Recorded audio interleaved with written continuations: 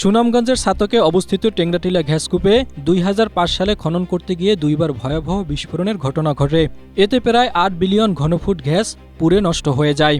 আর এতে জড়িত ছিল কানাডার তেল গ্যাস কোম্পানি নাইকো রিসোর্সেস।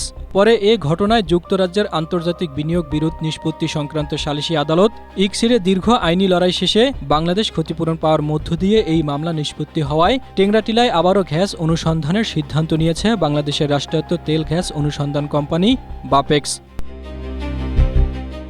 ২০০৫ সালে দুর্ঘটনার পর নানা জটিলতায় গত ২১ বছরে ছাতক ও টেংরাটিলায় গ্যাস ক্ষেত্রে কোনো অনুসন্ধান হয়নি।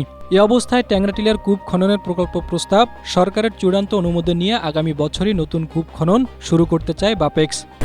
স্ট্রবেরি সুপার ডটেড ও ক্লাসিক ভ্যারিয়েন্ট সেনসেশন জাগুক শিহরণ। এ বিষয়ে তেল গ্যাস খনিজ সম্পদ কর্পোরেশন পেট্রো বাংলার চেয়ারম্যান মোহাম্মদ ইরফানুল হক বলেন, টেংরাটিলায় প্রাথমিকভাবে দুটি কূপ খননের পরিকল্পনা হয়েছে। টেংরাটিলা বাংলাদেশ ভূখণ্ডে আবিষ্কৃত দ্বিতীয় গ্যাস ক্ষেত্র এবং এটি ছাতক গ্যাস ক্ষেত্রের অংশ। ছাতক গ্যাস ক্ষেত্র পূর্ব ও পশ্চিম দুটি জোনের মধ্যে টেংরাটিলার অবস্থান ছাতক পশ্চিম জোনে। এ অবস্থায় গ্যাস কূপটিতে আগে ভয়াবহ দুর্ঘটনা ঘটায়। এবার প্রথমে এর পূর্বাংশ খনন করতে চায় বাপেক্স, পরে পশ্চিম জোন খনন করবে। ভূতত্ত্ববিদ ডক্টর বদরুল ইসলাম বলেন, টেংরাটিলায় মজুতকৃত গ্যাসের পরিমাণ কেমন তা এখনই বলা যাচ্ছে না।